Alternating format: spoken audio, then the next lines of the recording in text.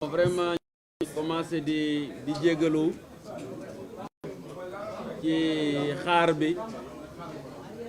mais yaakaar naa ne da ngeen ñu mën a comprendre parce que xam nañ ne bari ngeen ay activité mais suñu jógee fii ñu ak yéen ñooy ànd aussi dem ci point de presse F24 nous avons les mêmes contraintes alors tey niñ ko doxalee damay njëkk a jox parole bi le président Déthié Fall bu paree ñu jox madame Ndeye Fatou Blondin Ndiaye madame Ndeye Fatou Ndiaye Blondin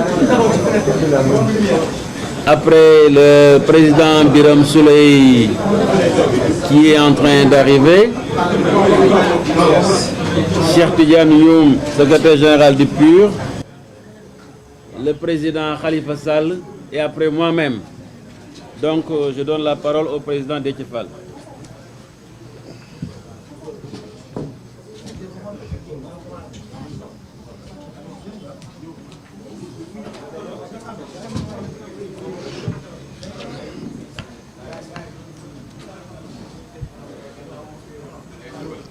Asalaamaaleykum mbokku Sénégal, asalaamaaleykum toute la presse nationale et internationale di nuyu sénégalais yi ku nekk foo ne biir réew ak bitim réew. L'heure est extrêmement grave et vous en convenez avec moi, avec nous qui sommes sur cette table, leader de Yewwi Askan Wi, que c'est le cas et que l'unique responsable est le président Macky Sall. Je voudrais tout d'abord présenter mes condoléances suite au rappel à Dieu de Serigne Cheikh Kounta, Bekay Kounta, khalife général de Ndiassane. Présenter nos condoléances à toute la nation sénégalaise, à la communauté musulmane et prier pour que le bon Dieu l'accueille dans son paradis le plus élevé. Présenter également nos condoléances aux familles éplorées suite aux victimes liées aux manifestations qui ont existé avant-hier et hier, et souhaiter également un prompt rétablissement à tous les blessés. Et je disais tout à l'heure que la situation que nous vivons, l'unique responsable est le président Macky Sall. Et c'est vraiment dommage. C'est dommage que nous en arrivons à cette situation dans un contexte de paix, jadis envié au Sénégal et aux Sénégalais, le Sénégal qui est un îlot de paix dans un océan d'instabilité que le président Macky Sall devrait aujourd'hui préserver. Mais nous lui disons une chose, son entreprise d'écarter des candidats à la présidentielle, cette volonté d'écarter des leaders de projets et d'espoir, cette volonté ne passera pas. Trop, c'est trop. Nous voulons la paix. Nous œuvrons pour la paix. Nous voulons que ce pays soit développé. Nous voulons que les soucis économiques que nos concitoyens traversent tous les jours, que ces soucis soient dépassés. Mais nous voulons également que cette démocratie soit préservée et nous voulons également que ce renouvellement soit assuré en 2024. Et on n'acceptera pas du tout qu'il écarte le président Ousmane Sonko de la prochaine compétition. Le président Macky Sall était avec nous en 2011. Il a vu comment les populations se sont mobilisées pour que lui, il soit bénéficiaire de cette alternance en 2012. Il a vu ce qui s'est passé à la place de l'Obélisque avec tous les morts. Et on pensait en son temps en finir avec cela quand il est arrivé au pouvoir. Mais c'est lui aujourd'hui qui piétine cette démocratie, qui piétine cette stabilité. Il a un statut que nous lui reconnaissons, le statut de président de la République, qui va finir en 2024. Mais il lui appartient également de respecter le statut des leaders d'opposition, de respecter le statut de Ousmane Sonko. Qu'il le veuille ou pas, c'est quelqu'un qui est porteur d'espoir, qui est porteur de projet et qui mérite ce respect-là. Et nous le disons ici encore une fois, toute la conférence des leaders solidaires, toute la conférence des leaders mobilisés et debout fera face, et toute cette conférence des leaders apporte le soutien et la solidarité au président Ousmane Sonko. Le président Khalifa Ababakar Sall, qui a été notre président dernièrement, est également victime de cette manœuvre, de ces pratiques du président Macky Sall. Il a fait 32 mois de prison, 32 mois de prison. Injustement arrêté, 32 mois de sacrifice pour ce peuple-là. Le président Macky Sall en est le responsable. Et qu'il sache qu'en 2024, l'unique personne qui n'a pas le droit de participer à une élection ici au Sénégal, ce n'est que lui. Et que tous les autres participeront. L'heure est grave, je l'ai dit.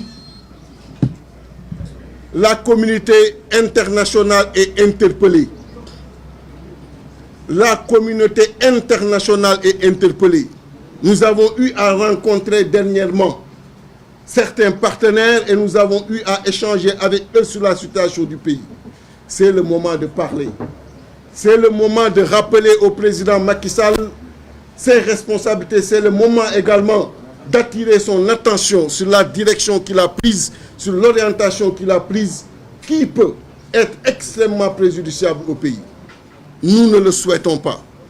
Nous ne le souhaitons pas. L'opposition et le pouvoir,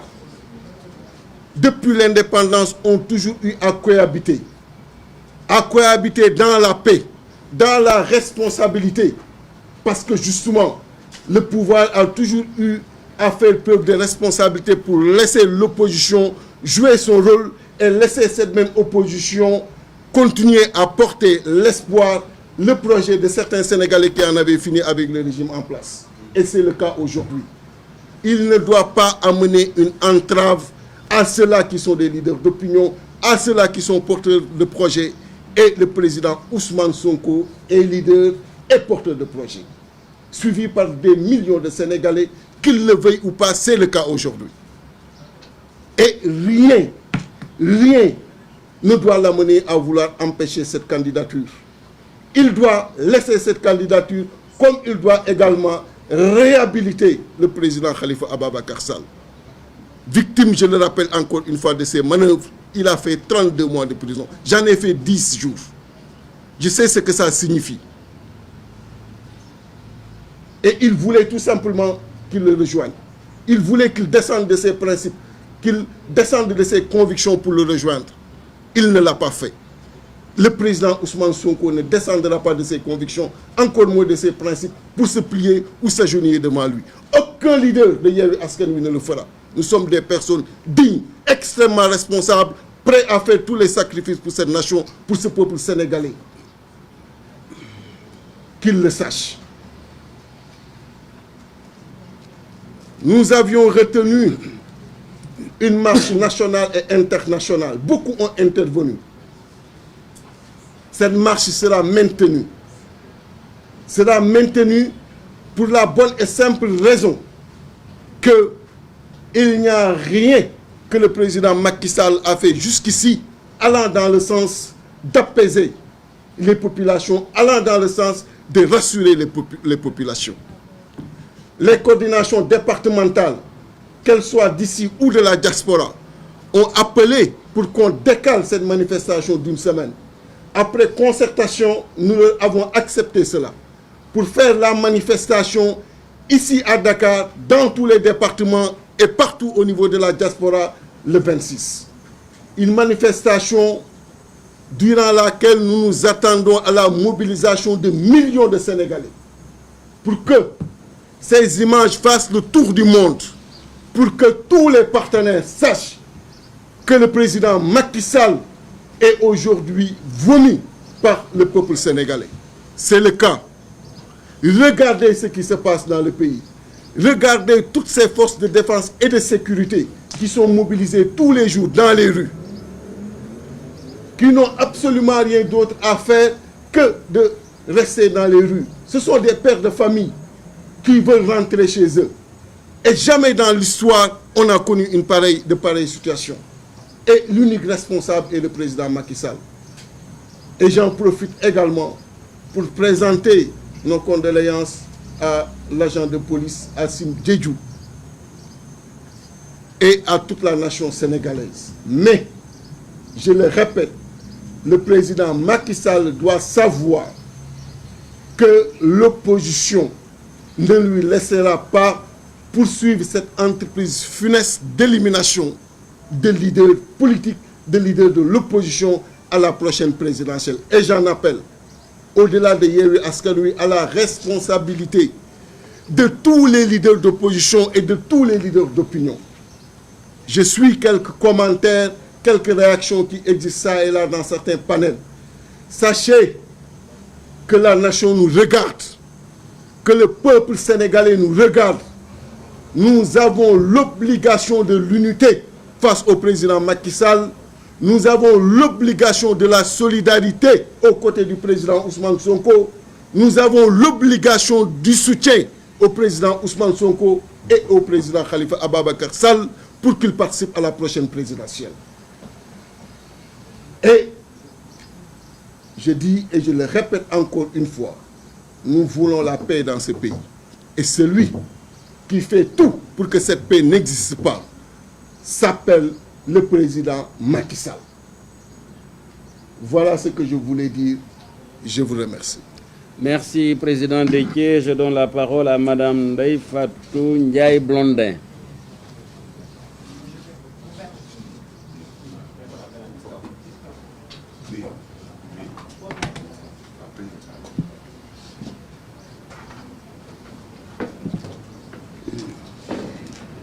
asalaamaaleykum mbokki Sénégal asalaamaaleykum taskatu xibaar yi gannaaw ba ñu jéggaloo ci tardé bi ñu tardé ndax dañ doon xaar suñu benn naataango bu am solo ci suñu toogaay bi loolu rek a tax wante comme ni mu ko waxee rek ñun ñëpp a bokk mbébét ñun ñëpp a bokk fi ñu li ñu tënk pour ñu war a baral donc fi ñuy njëkkeen mooy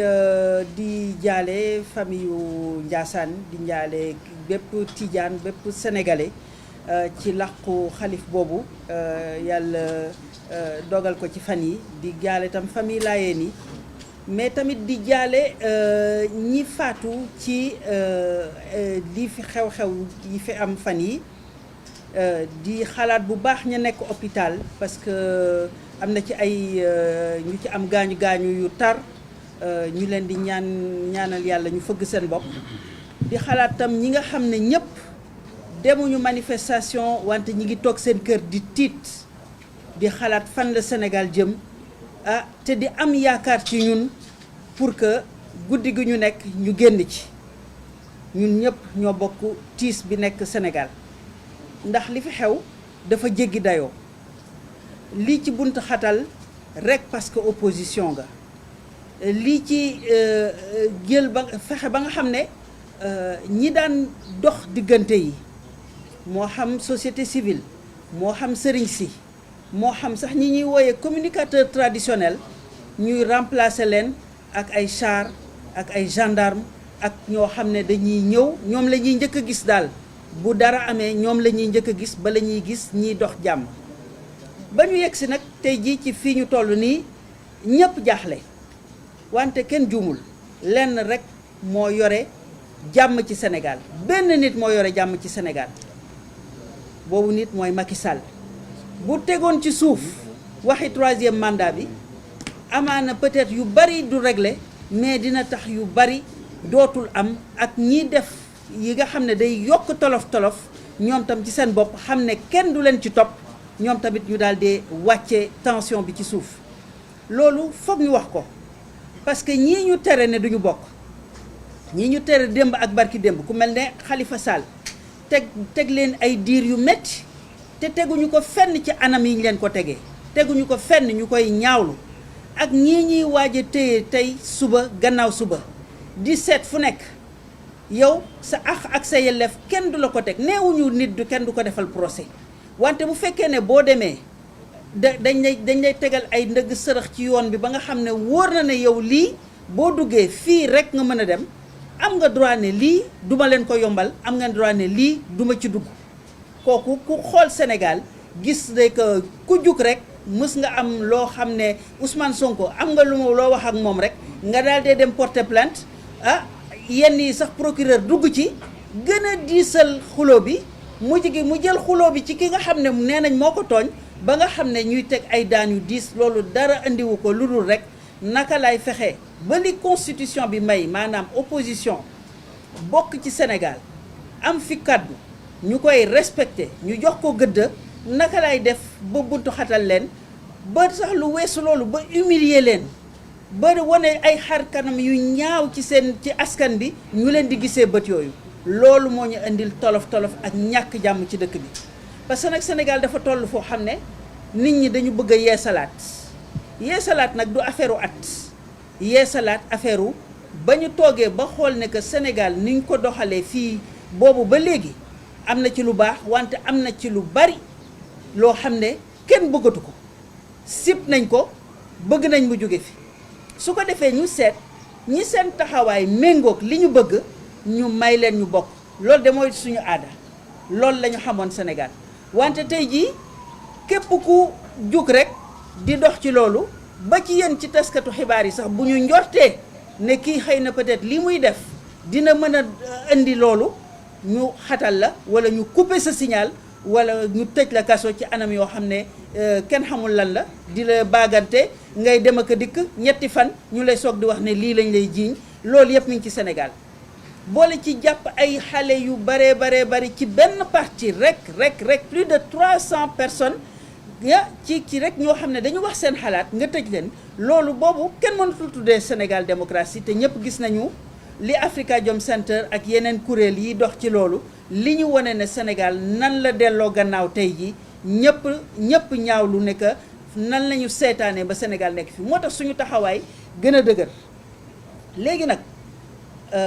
façon nañu yéene taxaw ne dañuy taxawu ñaxtu ajjuma bii di ñëw bi ñu waxtaaneek ñi ànd ak ñun te nekk ci yeneen département yu sori ak ci diaspora bi ak li xew ak yëf bi nu mu demee ñu ñaan ñu dellu ko ba semaine bi ci topp mu daal di yegg si ci le 26 su ko defee ñu daal di ne xamal leen ne que boobu taxawaay ñu waroon def ajjuma bi dàq nañ ko ba le 26 su ko defee taxawaay bi gën a dëgër ñu gën a leer en tout cas daal ku bëgg jàmm da ngay njëkk a dalal dëgg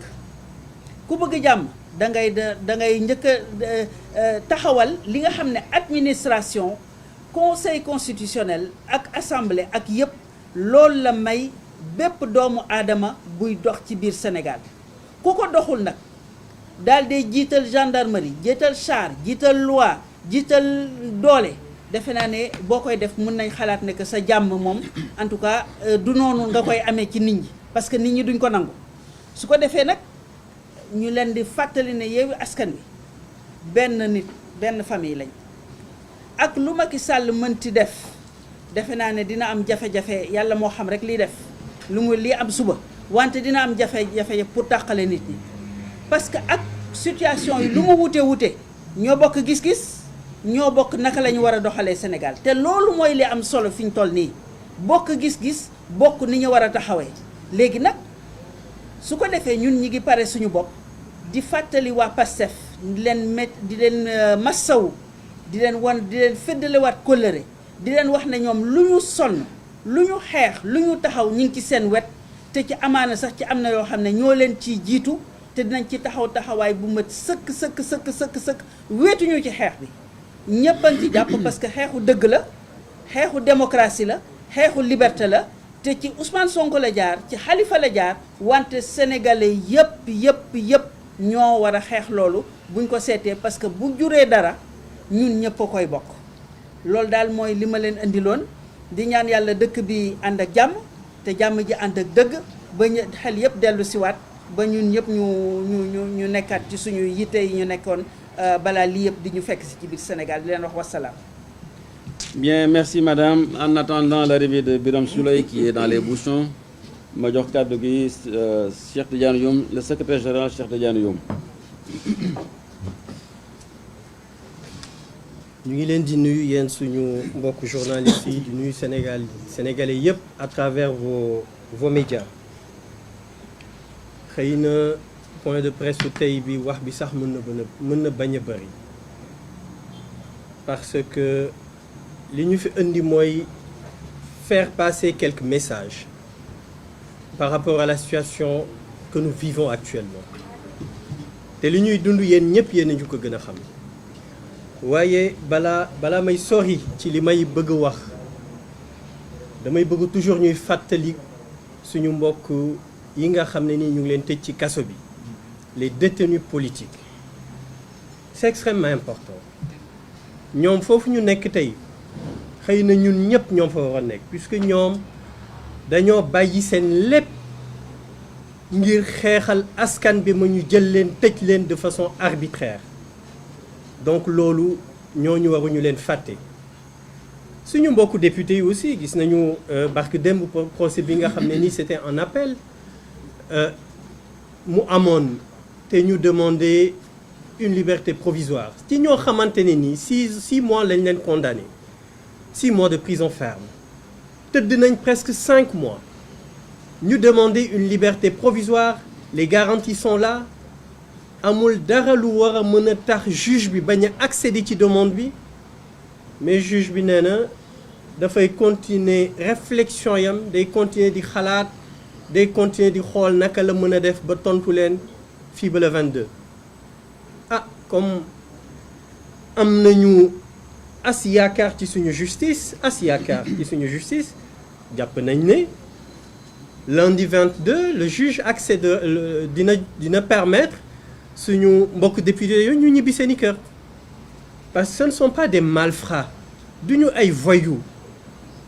les malfrats les voyous à col blanc xam nañ leen ñu ngi fii di wër di dox ak milliards yu dul jeex kenn waxu leen dara kenn inquiété wu leen ñi nga xam ne nii la ñu warul tëj ñoom la ñuy tëj ñi nga xam ne nii ñoom la ñu war a tëj ñoom la ñuy bàyyi ñuy lambar yi ci dëkk bi loolu nag il faut askan bi jóg ci mu dakk par rapport ak situation dëkk bi ñun ñëpp xam nañ li xew gis nañu li xew c'est une situation extrêmement grave ci taarixu politique ci Sénégal lii am ni musul am ba Sénégal amee indépendance am ba léegi président bi fi nekk mooy président bi nga xam ne nii yoonam nekkul ci dara Abdoulaye Wade Senghor le président Senghor Abdou Diouf le président Abdou Diouf amoon nañu ay lignes rouges yoo xam ni dañu ne lii duñu ko franchir fii duñu fa yegg mais kii fi nekk amul ligne rouge yoonam nekkul ci dara lenn moo ko yitteel bëgg-bëggam rekk moo ko yitteel que Yewwi Askan Wi am li ñu bëgg yoonam nekku ci que F24 am li mu bëgg yoonam nekku ci que kilifa diine yi am li ñu bëgg yoonam nekku ci li ko yitteel mooy moom li mu bëgg te li mu bëgg dana def tout ba mu am waaye moom dafa fàtte ne xanaa askan bi moo ko fi teg bi mu fiy ñëwul parce que dafa am xam-xam bu bëri ñëwul parce que dafa am diplôme yu bëri ñëwul parce que askanam wala famem wala ñeneen ñoo ko fi teg askanu Sénégal ñoo ko fi teg te bañ ko fi teg sax dañu mer moo tax ñu teg ko fi waaye loolu it xam naa askan bi war nañ ci bàyyi xel mën nañu fi jële nit lool waaye mënuñu choisir moo tax Serigne Moustapha Sy ba ñu ko choisiré dafa wax ne day choisir nañ nommé nañ ay ministre nommé nañ un premier ministre mais le pouvoir il est vacant et il avait tout à fait raison le pouvoir il est vacant depuis 2012 gis nañu li Sénégalais yi di dund depuis 2012 gis nañu li ñu askan bi li ñuy daj ci nguuru Macky Sall ci ñaari mandat yi li fi nekk ci ay prisonniers politiques musul am ci histoire politique u Sénégal ku ñu ci yóbbu kaso di la humilier ngir lan ngir ne bu ñu la humilier bu ñu la tëjee humilier la doo am fitu ñëwaat def di manifester wu wala ngay wax loo xam ne nii moom àndu ci loolu au nom de quoi? Au nom de quoi? Ousmane Sonko. Mais c'est un Sénégalais, Ousmane Sonko. Il est victime de quoi? De la volonté des milliers de Sénégalais. Milliers de Sénégalais yooyu nekk kaay jiite suñu parti politique. Milliers de Sénégalais yooyu nekk candidatel pour nga nekk président de la République du Sénégal. mu topp li ko askanam sant li ko Sénégalais yooyu sant seeni bëgg-bëgg. waaye léegi président de la République Macky Sall ne loolu du fi amee au nom de quoi? Khalifa Sall c'est pareil ay Sénégalais jiital ko ne ko candidatel pour nekk président Macky Sall le président de la République Macky Sall ne loolu du fi am mais au nom de quoi? et loolu la nekk di def ci leader yëpp boo leen seetloo amul benn leader boo xam ne ni candidaté nga te Macky Sall amul benn épée de Damoclès bu mu teg ci sa bopp. bu ko deful mi ngi koy wàcc képp koo xam ne ni yaakaar na ni mën nga ko indil ay tolof-tolof wala mën nga tax ba moom du am li mu bëgg dafay créer soit un dossier politique wala mu def tout ba justice bi indi benn épée de Damoclès teg ko ci sa bopp ba nga xamante ni doo bouger. lan moo waral un Sénégalais am ambition ci dëkkam Macky Sall ne ko lool du mën a ne mais au nom de quoi? lan moo waral loolu? est-ce que moom lii muy def bu ko defoon dina nekk président de la République? est-ce que su ko le président Abdoulaye Wade doon bundu xataal dina nekk président de la République? dégg naa sax ñu ne ba ñu ne dañ koy tëj wër na kër kilifa diine yëpp di ñaan pour ñu intervenir ngir ñu bañ ko tëj ci loolu laa dégg ñuy wax ñu jàpp ci ba defuñ ko loo xam ne ni tax na mu bañ a nekk président de la République. waa lu tax moom mu ñëw ba ci nguur gi tey di doxal boobu doxalin wala dafa yaakaar ne nguur gi du jeex mais nguur gi day jeex amul benn nguur bu dul jeex amul ci àdduna nguur bu dul jeex donc ñii nga xam ne it ñoo di ko jàppale nañu xam ne nguur gi day jeex te bu nguur gi jeexee danañu jàkkaarloog askanu Sénégal donc le président de la République Macky Sall ñu ngi lay wax ne la Sénégal su tàkkee yow la parce que mënoo jiite réew jiite askan te askan wi li mu bëgg nga may leen jàmm askan bi li mu bëgg bu ñu feebaree nga faj leen askan bi li mu bëgg seeni doom nga jàngal leen wala nga teg leen ci conditions yi ñu jànge correctement mais depuis ba nga nekk fi fitna nga yee le président de la République Macky Sall fitna nga yee et boo leen seetloo fitna bi mu yee yëpp c'est parce que dafa am ay sénégalais yoo xam ne ni ñenn pàcc askan bi moo leen ne jiital nañ leen pour ngeen nekk ngeen am ambition nekk président de la République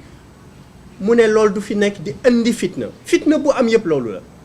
mais lan moo waral mu bañ le président Ousmane Sonko ne nekk du nekk candidat wax naa ko sax lu waral mu ne le président Khalifa Sall du nekk candidat ba mu war ay bakkanu sénégalais di ci des au nom de quoi askan bi ban intérêt lan la ci ban jeexital lay am ci askan bi lu dul noot askan bi et pendant ce temps des voyous à col blanc mi ngi leen di bàyyi ñuy dox il y a même pas quelques mois ñu ngi doon wax les scandales de la Covid-19 des milliards yoo xam ne ni sénégalais yi ñoo ko génn ci seen poche ci seeni économie des milliards yoo xam ne nii dafa dem lebi ji ko sénégalais yi ci seen bopp ñoo ko war a fay où est-ce qu'on en est dans ce dossier-là au lieu de se concentrer ci li nga xam ne nii sénégalais yi danañ ci jëlee seen intérêt mu nekk di bundaxataal benn sénégalais boo xam ne nii yeneen sénégalais ñu ngi ciy ñàkk seen bakkan au nom de quoi mais loolu ba kañ est-ce que dañuy continuer seetaan loolu ba kañ mais Ousmane Sonko ce qu'il est en train d'endurer là s'il était son enfant s'il était son frère s'il était son cousin est-ce que dana ko def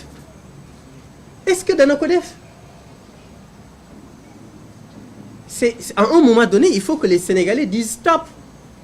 Faudrait pas qu'on continue de cautionner ces actes. Faudrait pas qu'on continue de cautionner cet acharnement. Ce que le président Ousmane Sonko est en train d'endurer, jaaduwul, c'est inadmissible, c'est pas normal. Kenn moo ko war a mën a dakkal mooy askan bi. Il appartient à ce peuple souverain de dire stop au président de la République. am na loo xam ne ni bu ñu ko seetaanee nous serons complices xale bu ndaw bi ñu rey Kër Mbay Fall ci li ñu wax avec 2 balles dans la tête est-ce qu'il mérite cela? Pourquoi? Parce que am na xale bu jigéen bu tuumal Ousmane Sonko ci tuuma yoo xam ne nii ci li ñu xam day jigéen ñi wax ne dañu leen a teg lu mel noonu ci li ñu gis de façon générale xëy na duñu ne noonu la war a dundee dañuy mel ni dañuy traumatiser wu daf leen di affecté xamuñu nag li nekk ci dossier bi jéemuñu ko sax xam du suñu rôle waaye li ñu gis ku tuuma bu toll noonu yow sa journée yëpp da ngay fecc di way tu passes tes journées à chantonner à danser booy dem tribunal mel ni benn star ngay bondé non mais enfin soyons sérieux quand même on est dans une république il faut que sénégalais yi xam ne Macky Sall le président de la république li muy def jaaduwul lii xew Sénégal ñaaw na am na lu ñuy nangu ak lu ñu mënul nangu ñun ñoo ko war a mën a dakkal sénégalais yi ñoo ko war a mën a dakkal te jot na nag mu dakk lii jaaduwul lii ñaaw na lii rafetul au nom de quoi la ñu war a continuer di accepter situation bi moo tax Yewwi Askan Wi li ñu annoncé woon le président Déthié Fall mi ngi koy wax sànq le 19 coordination Yewwi Askan Wi nekk ci diaspora bi ak département yi ñu ci bëri dañu ñaan ñu décaler ko d'une semaine te ñu ngi leen di ñaan askanu Sénégal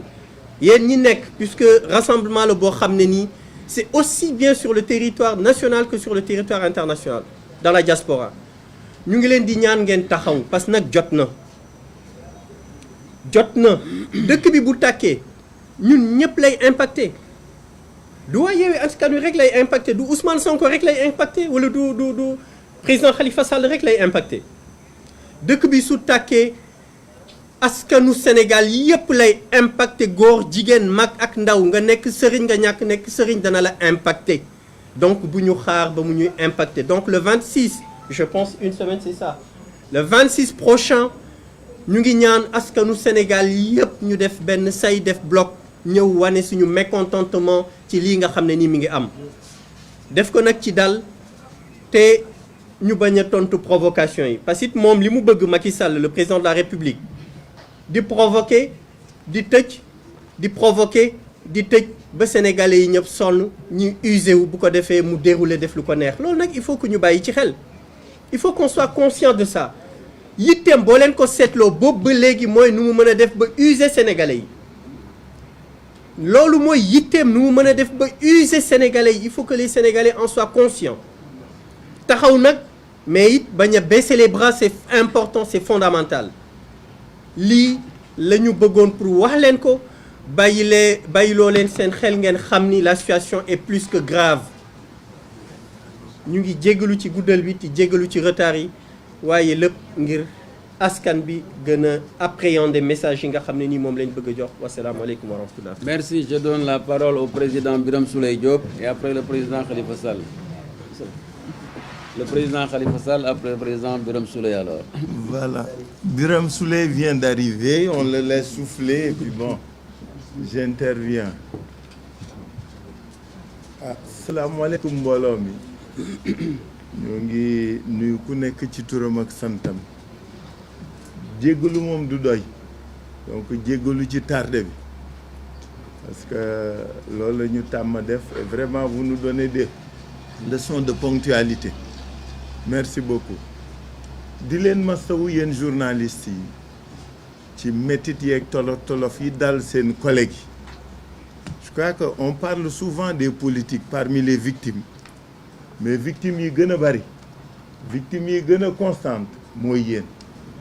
ñaata journaliste la ñu jàpp ñaata journaliste la ñuy blessé ñaata journaliste la ñuy maltraité vous restez digne fier et vous assumez merci en tout cas nous sommes très fiers de vous ñu masawu leen loolu parce que loolu mooy li am solo nag parce que kenn ëppalewu leen ci li ñuy xeex et vous en payez le prix et il est parfois très lourd et malgré tout lu xew lu am lu ne rek ngeen bokk. Vraiment bravo à vous tous, nous sommes fiers de ce que vous avez compris, que vous ayez compris que démocratie Sénégal yéen it pilier ngeen ci pour mu gën a sax pour mu gën a law, donc bravo à vous. may doore suma kàddu nag di massawu ak jaale suñu wayjur suñu kilifa yi fi jóge wax nañ ko léegi Serigne Bekkaay xalif général u Ndiassane yal na yàlla yokk leeram xare ko àjjana. Di ndokkeel ki nga xam ni moom la ñu def xalif te muy soog a toog di jaale aussi imam Bachir di imam ratibu Layène grande mosquée Layène. Imam Bachir était un homme pieux, un homme de dignité qui a vécu dans la réclusion de son fait pour dëddu àdduna. C'était une manière pour lui de nous faire comprendre que àdduna bi am na lu fi jarul yenn yi. Noonu mu dëddoo àdduna ba yàlla teggi ko liggéey modèle la aussi que ni li ñu bokk li nga xam ne ñoo ko moom ku nekk war na ci defar la ko war ca na mu gën a rafet. Donc di jaale xalif général des Layènes di jaale porte-parole bi di jaale jabootam imam Bachir di leen jaale aussi communauté Layène parce que ñi xam communauté boobu xam nañ suñu wayjur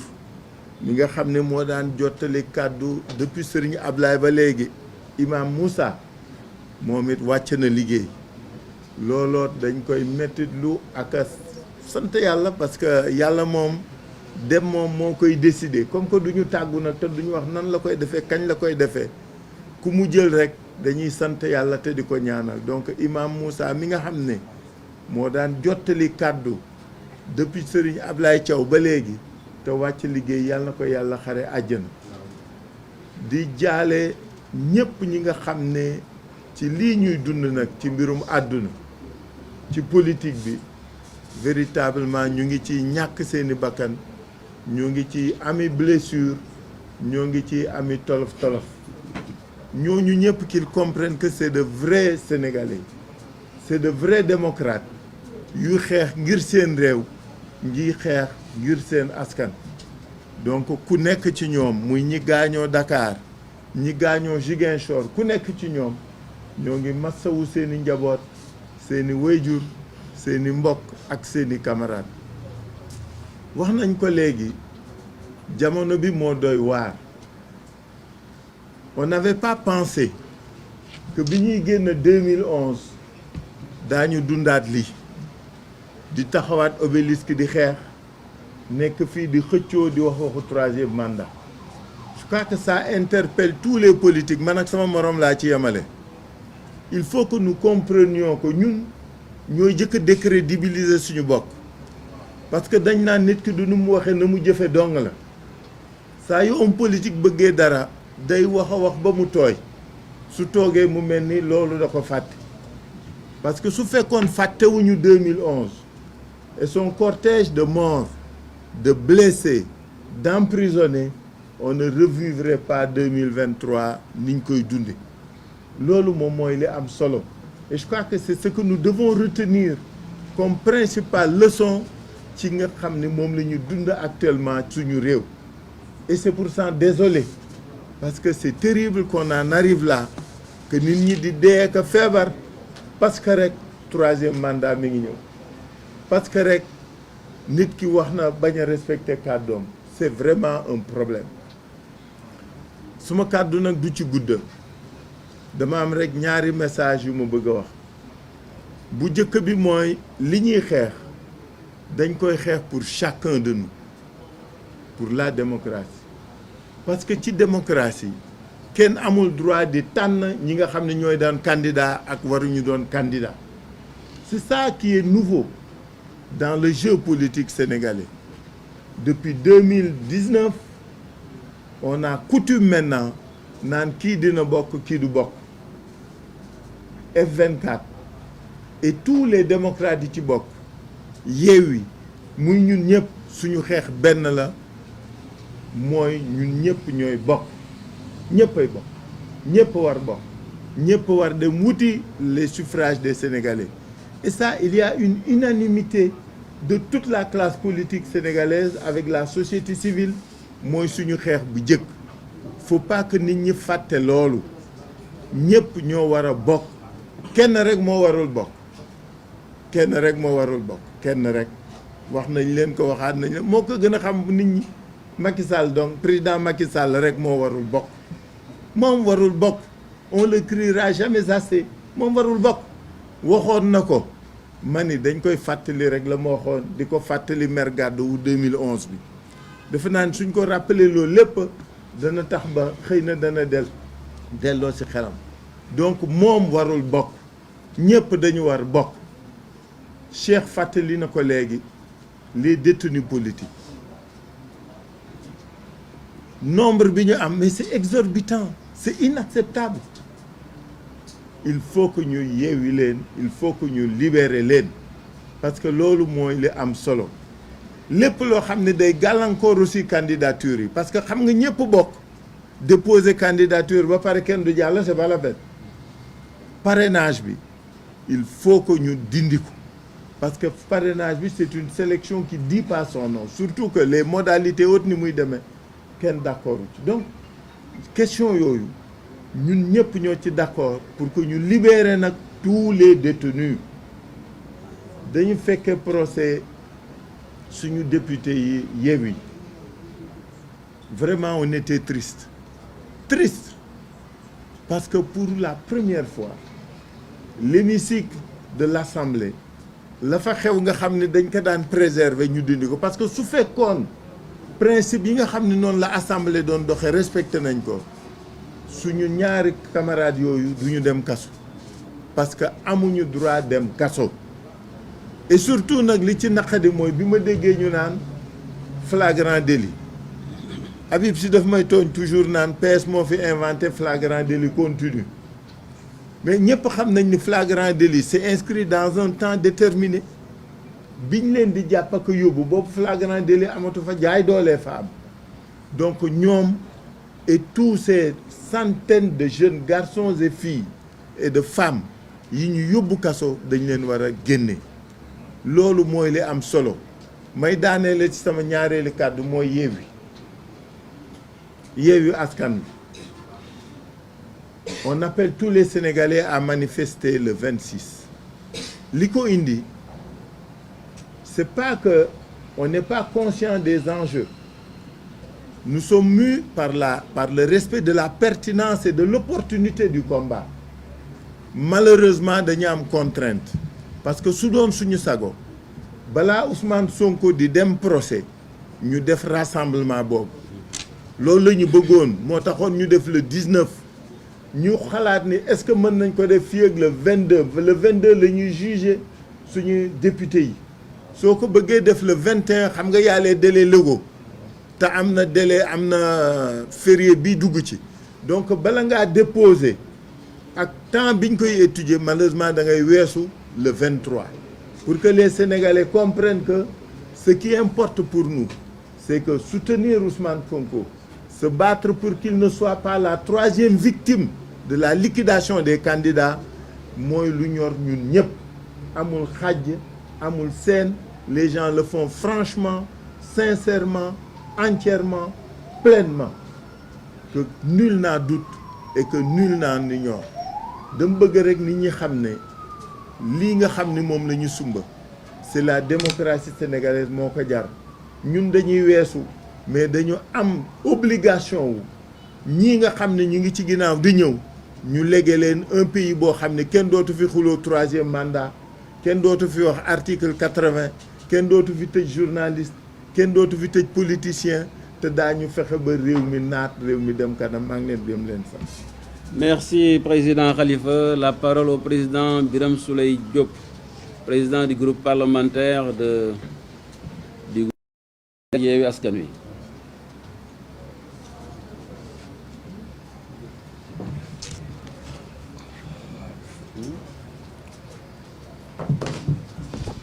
Bonsoir à tout le monde. Bon, je t'ai réglé ton problème. Je commencerai mon propos à la suite de nos leaders de la coalition en disant à la suite, en acceptant tout ce qu'ils ont bien dit et expliqué. Il faudrait que l'on comprenne que la servitude volontaire est terminée. La servitude volontaire elle est terminée parce qu'on ne peut pas comprendre que nous tous qui avons délégué, tous, nos volontés respectives, nos décisions respectives, notre force individuelle, en la mettant entre les mains d'une personne, que cette personne se transforme en tyran, en autocrate et nous impose une manière de faire en asservissant toutes ces institutions qui servent à donner ce que l'on appelle la séparation des pouvoirs. Nous ne le rappellerons jamais suffisamment. Il y a un pouvoir exécutif qui assure la gouvernance. Il y a un pouvoir législatif qui vote les lois et qui contrôle l'action du gouvernement. Il y a un pouvoir judiciaire qui tranche les contentieux entre particuliers, entre citoyens, mais entre les contentieux entre l'État et les citoyens. Les contentieux entre l'État et un autre État. Mais quand la justice devient une source de parrainage, parce que le président Khalifa Sall a parlé tout de suite du parrainage comme problème de la démocratie sénégalaise. Mais aujourd'hui, au-delà même du parrainage qui est demandé aux citoyens, donc le parrainage citoyen, il y a le parrainage judiciaire. Et Macky Sall, en se taisant, veut obtenir le parrainage du Conseil constitutionnel. Et nous savons tous que comme il padrino en Italie, le parrain italien, le Conseil constitutionnel acceptera d'être le parrain de Macky Sall pour ces élections-là, alors qu'il sait pertinemment, pour l'avoir déclaré, pour l'avoir dit, pour l'avoir ressassé, qu'il ne peut pas avoir une troisième candidature. Donc aujourd'hui, nous n'accepterons pas que le Conseil constitutionnel se transforme en parrain pour Macky Sall pour la troisième candidature. Au-delà de ceci, nous disons à tous ceux-là qui sont épris encore de démocratie, qui veulent que le visage radieux du Sénégal en termes d'appréciation démocratique reste ce que nous avions connu. Passe le visage aujourd'hui, comme nous l'avions dit la fois dernière, balafré, le visage que nous connaissons aujourd'hui, mais nous appelons tout ce monde-là à rester debout et comme les leaders de la coalition aujourd'hui encore restent encore debout pour dire non à ce qui est en train de se tramer. Nous appelons les militants, les sympathisants à savoir que pour nous, il n'est pas moment de baisser les bras, il n'est pas lieu de reculer parce que Macky Sall avait bien déclaré en 2011, et je ne fais que le citer en substance, que le combat contre ce régime démocratique, antidémocratique se fera dans la rue, mais ce combat-là, on ne fait que lui répéter les enseignements qu'il nous a appris en 2011. On ne fait que citer ce qu'il a dit, ce qu'il a déclaré. Il nous faut être debout face à lui, parce que ce qu'il veut nous imposer, il n'est pas normal que dans ce Sénégal-ci que nous l'acceptions. Et nous ne l'accepterons pas, nous resterons debout. Donc, à la suite de ce qui est dit et fait un peu partout dans le pays, nous disons à tout le monde, restez debout, parce que président Khalifa, président Habib, président Déthié, président Youm, président Ousmane Sonko, sont tous des démocrates, sont tous des personnes investies d'une confiance des citoyens. Elles ont toutes les latitudes et toutes les libertés pour candidater dans un pays où, parce que la personne au pouvoir décide qu'ils ne seront pas candidats, qu'on dise on baisse les bras, allez JTS, le sort n'en est pas encore jeté, le sort sera jeté quand le peuple le décidera. Et le peuple veut que toutes les personnes qui veulent candidatent dans les conditions définies par la Constitution, sans manipulation aucune, sans organisation, sans manœuvre, sans njuuj njaaj aucune, comme il l'avait déclaré. waaye waxoon na ni moom amatul lu muy njuuj njaaj mais xam nañ ni mënu ci dara ndax ci deret la nekk moo tax mu woy di njuuj njaaj. On appelle les citoyens à rester debout. njuuj njaaj dina fi jóge, démocratie dina fi am, ñu war a candidater dinañ candidater, mais ñu koy wax ne ko yéen yi nekk ci kaso yi amul benn instant bu ñuy toog di fàtte ne yéen a ngi fi. Parce que li nga xam ni mooy bas-basi ci suñu xol yi dans ce combat-ci, c'est également pour que vous retourniez dans nos familles, dans vos familles, vous retourniez à nos côtés, parce que ce combat-là, on le gagnera avec vous. Macky Sall bàyyil doomu jàmbur yi ñu dellu seen i kër, ñi sàcc alalu réew mi, ñi dëddu alalu réew mi, ñiy rey nit ñi, ñiy xaañ nit ñi, ñiy tëj nit ñi ñi ngi fi xam nga leen yaa ngi leen di làq jàpp doomu jàmbur yi deful dara bëgg leen dugal ci kaso bi bàyyil doomu jàmbur yi ñu dellu seen kër ki am tur te ñu xam ko mën koo tudd ak ki ñu xamul turam tey ji ñoom ñëpp les 500 prisonniers Dakar ba Ziguinchor Ndar Thiès Kaolack Louga fu mu ci mënti doon bàyyil doomu jàmbur yi ñu dellu seen kër ils sont utiles là auprès de nous pour restaurer la démocratie bàyyi leen ñu dellu seen kër kenn du ci takk bracelet électronique bàyyi leen ñu dellu seen njaboot yi lii moo nekkoon kàddu yi ñu bëggoon a yëkkati ngeen baal ñu àq président jërëjëf salaamaaleykum wa rahmatullah.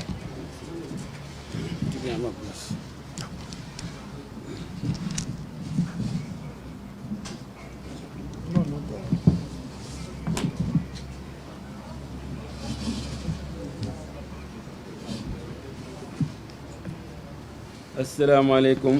mbokku journalistes yi ñu leen di nuyu yéen ñëpp ku nekk ak sa tur di dooree di leen wax ne Yewwi Askan Wi mi ngi nii de Yewwi Askan waa ngi nii doon la mu doonoon boobu ba léegi coow lu nekk dégg nañ ko nag waane ñu ngi nii et c'est très important. Serigne Cheikh Tidiane Sy Al Maktoum radiyallahu anhu yal na yàlla yokk leeram moo doon wax ci Sénégal ngay gis nit toog ci ruq di xaar moromu gorom torox ba moom ruq ba mu toog torox fekk ko fa kon ku yaakaar ne Yewwi Askan Wi tas na mën ngaa def li wolof yi wax mën ngaa dem tuur ndox te dem tëri tey la gën a dëgër ci kàttanu yàlla suñu borom ngeen ñaanal ñu yéen waa réew mi parce que fu ñu génn loolu la ñuy wax fexe leen ba li ngeen yore bu mu tas mukk ndaxte réew mi yëpp seen yaakaar ci yéen lañ ko wékk su loolu wéyee ñuy métitlu li nga xam ne moo fi xew fan yi ñu toll ci 21e siècle Sénégal bu manifestation amee ay xale yoo xam ne yu ndaw di ci ñàkk seen bakkan ay policiers di ci ñàkk seen bakkan ay gendarme di ci ñàkk seen bakkan ñu yaakaar ne réew mi loolu war nañ koo weesu ndaxte nag am na ndaw yoo xam ne yi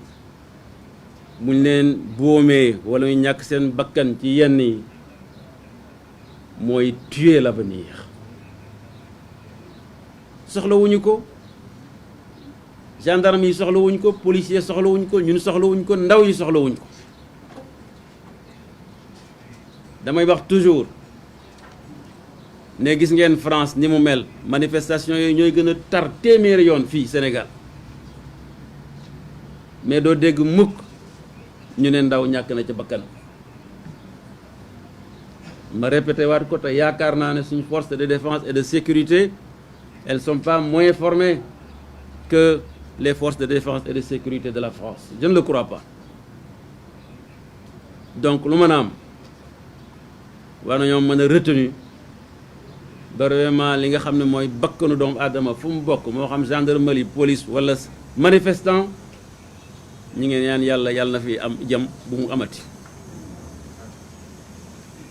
li ci des nag li ñuy wax ji tey jarul guddal xam nga Macky Sall ak Ousmane Sonko parce que loolu moo ëpp ci wax ji dafa am lu leen différencier Macky dafa ñëw gëmal nit ñi ay doj xeer maanaam tabax infrastructure defar ay doj ak weñ daal ma ko mënee tuddee noonu yaakaar ne loolu mooy téye population ma ne ko xamuloo ne nag ñun benn doj rek la ñuy sujjootal ma nga ca màkkatul mu karam te ci loolu la ñuy dëgmul dinaa ci ñëwaat léegi mais la force de Ousmane Sonko c'est que bi mu ñëwee dafa jël xolu xale yi nga xam ne ñu ngi soog a agsi ci scène bi mu jëmbat ca bëgg sa réew te xam nga xol boo xam ne bëgg sa réew moo fa jëmbatu ku jafe téye la doo tiit doo ragal yaakaar nga ne sa réew fu nekk mën nga ko fa yóbbu ci ngëneel moom la jàmbaare ca Jolof di wax bu saxee sa xol ñu ne ñaari lawar weer balu kënu boo ma koy ràttaxtim duma tee ñëw